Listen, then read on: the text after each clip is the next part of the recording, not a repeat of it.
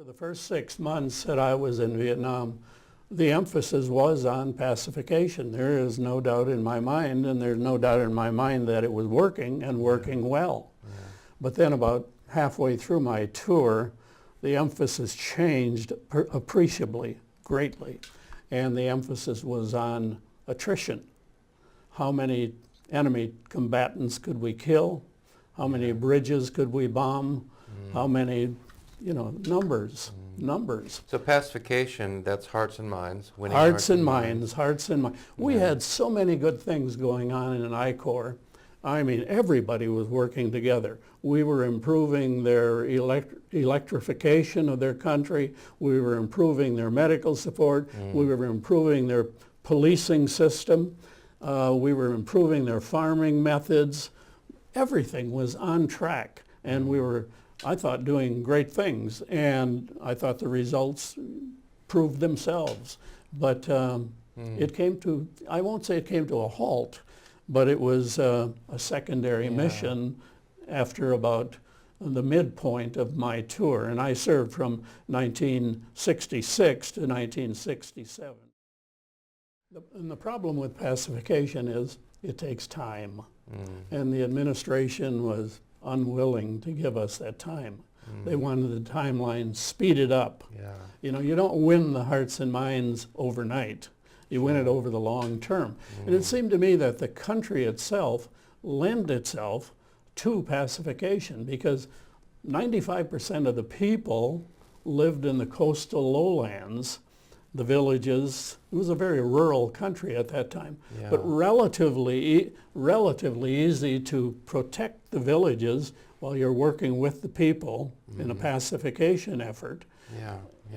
But General Westmoreland didn't want that. He wanted the U.S. forces to go after them. And so we chased them around the coastal lowlands, frequently never finding them.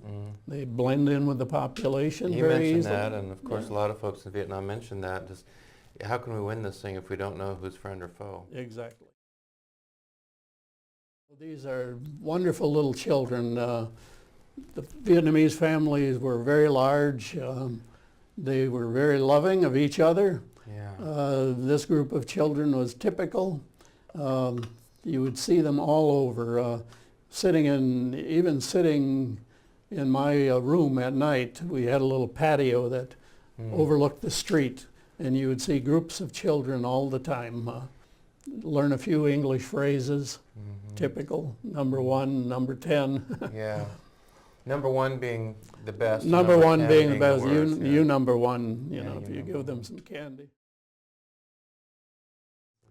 This group here, I love this photo. This is obviously a group of children in the rural part of Vietnam.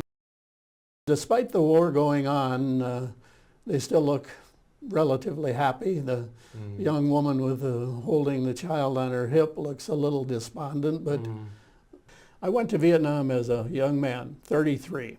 I'm now over 86, well over 86. No day has gone by since I left that country that my thoughts haven't gone back to that country. This is a typical MedCap gathering. They're gathering to try and be seen by one of the technicians or possibly a physician. They all gather well ahead of time, knowing that we're going to be there. And I point your attention way in the back, that little boy. He was standing back there just wringing his hands, obviously psychologically disturbed. And there were so many children like that with significant problems and just no chance that they were going to be taken care of in rural Vietnam at that point in time. The one in the upper left. Upper left, there. Way back, yes. Do you know anything about his story? I don't. I sought the little boy out and took him to see the physician, but the physician he couldn't deal with it under those circumstances, We visited many of the villages on a rotational basis. We tried to get there every 2 weeks so that there was a possibility of follow-up. If you dressed a wound or something, you could at least check on it and see how it was doing, that it wasn't infected. sad group of children here. I remember taking this one. It was just across the bridge from I-Corps. There was a little refugee village right at the base of the bridge. And Coming across the DMZ? no, coming across in Da Nang. Oh, in Da Nang, coming across okay. the Da Nang River. Yeah. Okay. I-Corps headquarters was on one side, and in order for me to get to the Navy hospital, I had to cross the bridge and go toward China Beach. Okay, yeah. Wow.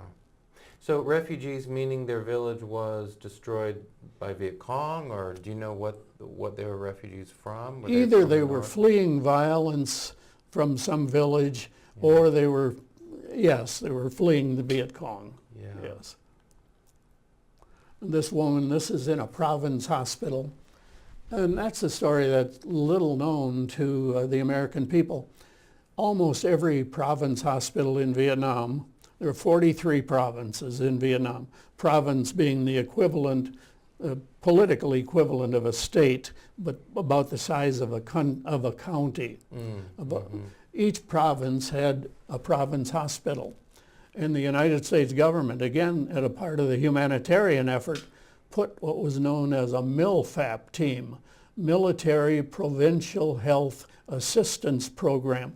13 Americans serve in each of those province hospitals, 3 physicians and a number of technicians. Yeah. Not nurses, because the Vietnamese families provided nursing support. But we supplemented these province hospitals in an attempt to train them to do things better and also to help them with the influx of the wounded. Oh, this poor woman badly burned. How she was burned, I don't have a clue, but she was so badly burned, and notice just the stoic look on her face. And this was so typical of Vietnamese patients. They rarely showed emotion. They would just lay there, and you knew they had to be hurting, that the pain had to be intense. Yeah. But they were stoic.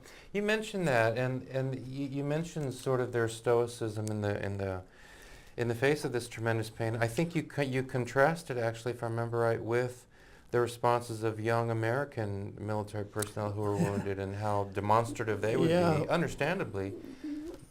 Yeah, you would go in the triage room at the Naval Support Activity Hospital where the young Marines were brought from the battlefield, and it was bedlam. You know, they were screaming, they were praying, they were asking for their mother, they were praying the rosary, they were, just very emotional. And you would go to Dui Tan General Hospital, a 1,000-bed hospital where the Vietnamese casualties were brought in, and it was quiet. It was quiet. A few low groans, but very little as the doctors and the nurses moved around triaging the patients. Do you think that's because the Vietnamese, I mean, just in the ordinary course of life, most of them had lives of what for Americans would be tremendous hardship. They'd almost grown accustomed to a life of hardship, and this is more intense. It could be. I never really did understand the dynamic, but it was, the difference was so much in contrast that, so apparent. His name was Ho Tien. I saw him one day playing in the playground next to the cathedral in Da Nang. And he was a kindergarten student at Sacred Heart Elementary School. And so I sought out his mother. It was almost Christmas time. I sought out his mother, and she gave permission to take him to the Vietnamese hospital, or to the American hospital, and to see if perhaps we could help. And the physician did a physical exam and found out that he was healthy enough to undergo surgery. And so just before Christmas time, 1966, I took him, back up a little bit. An NBC reporter by the name of David Burrington was in Da Nang, and one day he came into my office and he said, look, I would like to do a NBC special on the children that are being helped in the Navy hospital, and I've been referred to you. And he said, could you help me? He said, I'd like to focus on one person going through the system, and I'd like to show it at Christmas time in the United States. And I said, Mr. Burrington, it just happens that I've got a little boy right now who is getting ready for surgery, and I explained to him about Ho Tien. Any Vietnamese villager can tell you why so many youngsters here are born with some deformity. It's a legacy from the past, they say, part of the burden of history, ancestors, and family. According to this superstition, 5-year-old Ho Tien must go through life with an ugly hair lip because an ancestor of his did something evil perhaps centuries ago. Whatever the reason for Ho's misfortune, it hasn't kept other kids from making fun of him. So he's shy and bashful, in the class but not really part of it. Until now, there was no chance that a boy like Ho Tien, born in a village near Da Nang, might avoid the loneliness that accompanies a grotesque face. But the war, ironically, has proven one of the luckiest events in his life. Ho Tien is one of hundreds of Vietnamese youngsters who've been spotted by Operation Hairlip, an informal effort across the country to get these kids fixed up. Often, the hardest part is talking parents into giving permission. In Ho's case, however, this was easy. Why, his mother asked, are you doing this for us? In all, more than 50 youngsters have been operated on here at the Navy Hospital in Da Nang, and the pace increases as word gets around. There's a major effort now to repair as many lips as possible in time for Christmas. There's always an uneasiness the first few minutes, and if possible, a youngster still recovering from the operation is brought around. A week ago, this boy looked a good deal worse than Ho Tien. Most of the hair or cleft lip operations are handled by Dr. John Henry Giles of Glen Alpine, North Carolina. He's performed more than 30 of them and says that Vietnamese kids are exceptionally good patients. They rarely complain about the pain. Ideally, the operation should be done shortly after birth, but Ho Tien is still young enough that his face is malleable. Exactly 1 week after the operation, Ho Tien went back to school. The lip was still puffy, but in a few weeks it would look nearly as good as new. Ho's one close friend, T, was delighted to see him. For T, the lip was not important. All the other classmates asked what had happened, that Ho's mouth was no longer funny. Ho said that he'd gotten a new one as a Christmas present. Then he went inside to get started on his new life. This is David Burrington, NBC News, Da Nang, South Vietnam.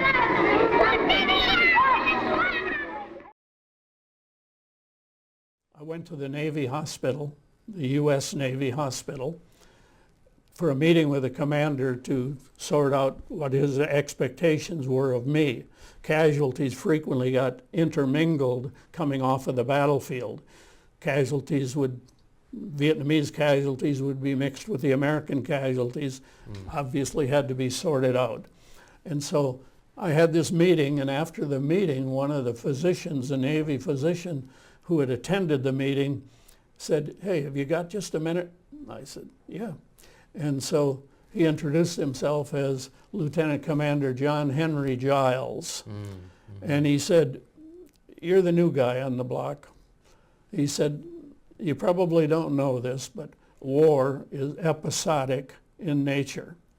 He said, "We'll have 4 or 5 days a week when things will be intensely busy, when I'm operating 16, 17 hours a day." Wow. And he said, then suddenly the battle ends, the casualties are taken care of, and he said there may be a couple of weeks of relative inactivity. He said, "I don't like that." As a surgeon, he said, we just completed his residency.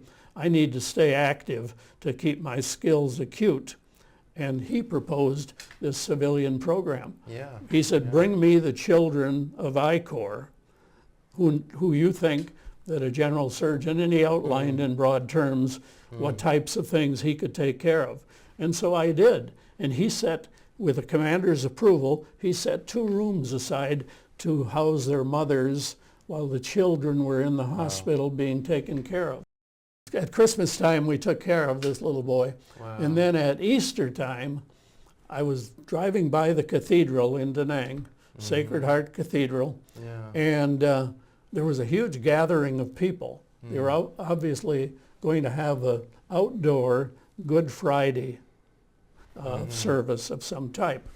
And I thought, as a Catholic, I thought I'd really like to go to that. And do I dare? Do I dare? Because we were always warned, stay away from crowds. Right, yeah.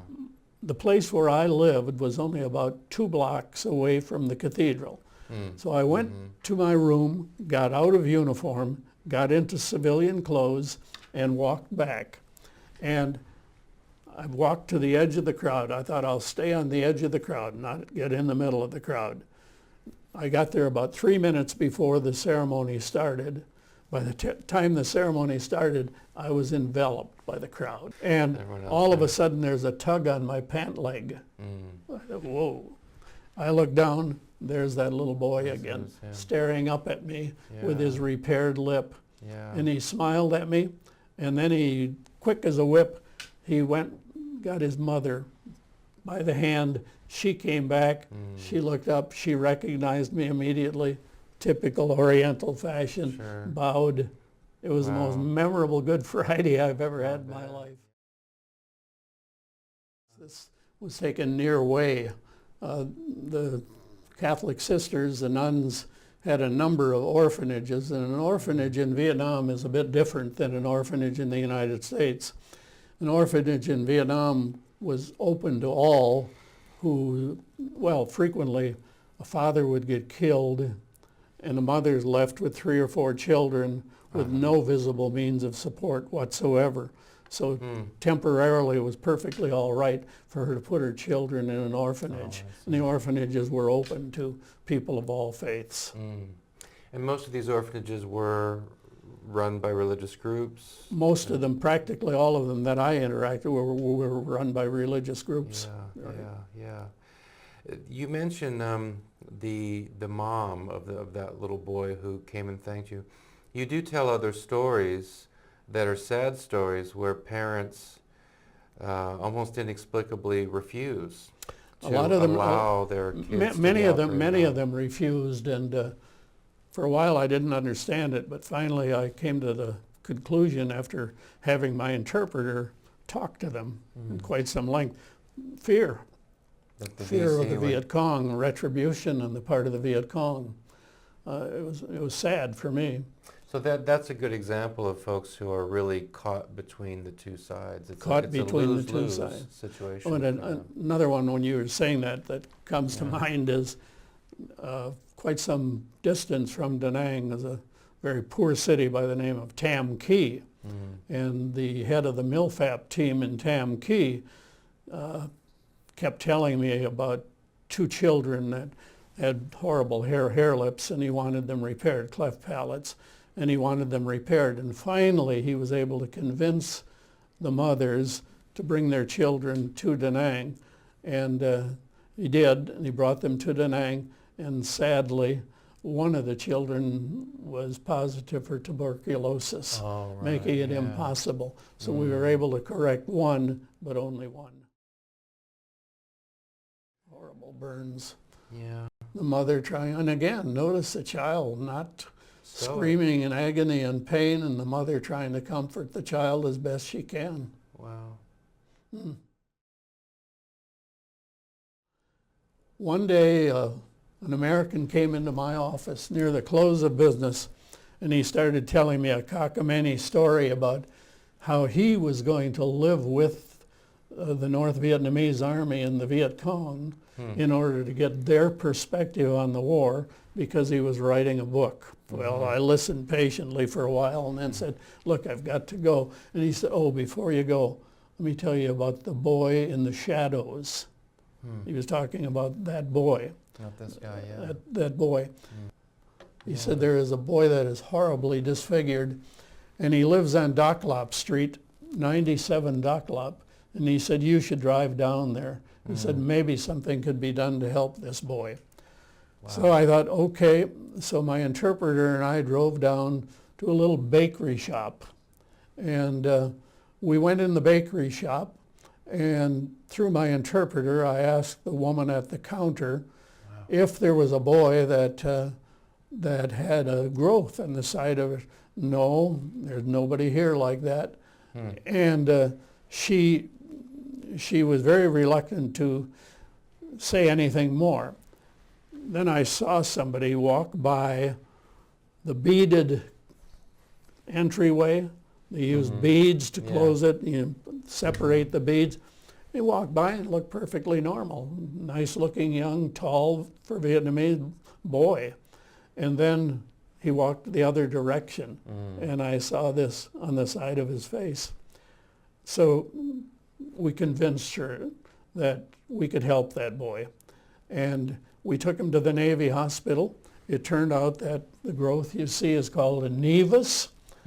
It's called a nevus, and it was removed, and it just changed this young man's life. He came to visit me a couple of months later, brought a gift. He was bearing a gift, mother of pearl plaque in gratitude, and wanted me to give one to the doctor as well. And I often think of this young man. He was probably 18 or 19 years old when this photo was taken. So now he would be about 70, 65, but imagine the impact on his life. This is an ARVN soldier in one of their field medical units, obviously a very bad wound in the upper leg, and I don't know if this is a physician he's with or an ARVN medic. I suspect a non-commissioned officer just trying to stop the bleeding. Taken at the Navy hospital. One day when I was there, they brought a soldier in who had taken a mortar round in the shoulder, and the mortar had penetrated the skin and slid down along the rib cage. And the demolition people determined that it was a live weapon in there. And so the hospital commander insisted that he was going to take it out. So they sandbagged an area around so that put the patients in this sandbag enclosure, and he and a couple of technicians removed it. And were the explosive demolition guys, were they on the scene? They were absolutely there to. And as soon as they got that mortar round out, they disabled it? Absolutely. Absolutely. No, that was an ARVN soldier. No, that was an ARVN soldier. Yes, ARVN soldier. Good grief. Yeah, it was done at the Navy hospital, U.S. Navy hospital. This is a photo of Dieter Dengler. Dieter was a Navy pilot, Lieutenant J.G., and he was shot down and became a prisoner of the Pathet Lao, the communist in the country of Laos. And he escaped from them and ran around the jungle for, I think, a month or thereabouts, and was eventually picked up by an Air Force helicopter and brought to the Navy hospital in Da Nang. And this was the very day that he came into that hospital. This is taken in Da Nang. Probably the people lived on those boats that you see there, but this was so typical. And both in Da Nang and Hue and Hoi An, a lot of people lived on the rivers and streams in these type of boats. Every time I see this photo, I don't think it is of that village, but I think of Christmas Eve, 1966, when a U.S. cargo plane, Flying Tiger cargo plane in very bad weather, landed about a mile short of the Da Nang runway and crashed through a Vietnamese fishing village, just literally sweeping everything within its wingspan, everything destroyed. And so on Christmas Eve, we were out there sorting through the debris. I was helping the Vietnamese health authorities deal with the casualties. Quite a typical Vietnamese funeral procession of an obviously wealthy person. In Vietnam, the number of mourners that you have is important. And many times, if the person has the means, they will hire mourners to come to their funeral. And this is crossing the Perfume River in Hue, and you see the covering of the casket, and the mourners were strung out for perhaps 100 yards behind the Really? casket. Wow. The family walks before the casket, and the Yeah. mourners walk behind the casket. You're looking at a Montagnard village over by Laos, way up by the Cam Lo area, and but it's just a typical Vietnamese home of the Yeah. Montagnards. Yeah. And sort as of a- you know, the Montagnards were fiercely loyal to the Americans. This was an ARVN unit in the staging area, waiting for a lift into combat, and this is pretty typical. A lot of soldiers lay there on their helmets, using their helmet as a place to rest on. Others having a smoke. At that time, tobacco was used extensively, Sure, yeah. but they're waiting for a lift into combat. This is American humanitarian assistance again. I'm not sure if this was the United States Agency for International Development or Catholic Relief Services, but both were very active in providing rice for the people. So Sure. much of the rice crops were disrupted during the war. A good deal of it was impacted by Agent Orange, but even the war itself just disrupted the harvest and the planting. The Province Hospital is not the military hospital, but for civilians in the provincial hospital. And the norm was usually 2 patients per bed. It doesn't show in here, but the norm was 2 patients per bed. Are those Americans? Those at the are, end this there? is a member of the MILFAP team, and an American doctor, and Yeah. they did yeoman's work, believe me. The MILFAP teams were just wonderful. Again, MILFAP meaning Military Assistance to Military Provincial Health Assistance Program, helping the civilian casualties of war.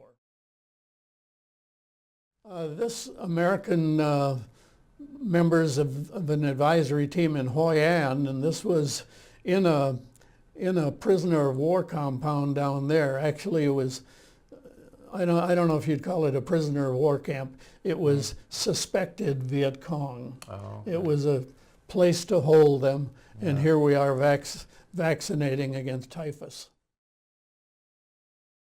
Oh, and this tragic photo, huh? So yeah, tragic. Yeah. You just see the desperation in the man's eyes, wondering where does he go from here? War is so hard on the elderly. So what it was? Do you recall? Is this the aftermath of a battle, or is this from that plane crash, or? Do you This is the recall? aftermath of a different battle, Aftermath a of rocket battle. attack. ARVN funeral, Army of the Republic of Vietnam soldier, and their burial customs were quite different. They did not embalm, and so when an ARVN casualty came in, and I saw a lot of them, when they would come into the hospital, Duy Tan, they would take them to the morgue, a separate building, good distance away from the hospital. They would clean the body, wash it. They would then wrap it in a white shroud. White is the burial garment there, a white Yeah. shroud. They would put circles of cloth over each eye, red as I recall. It was either red or black. Red, I'm almost certain, put over each eye. And why this was done, I don't know.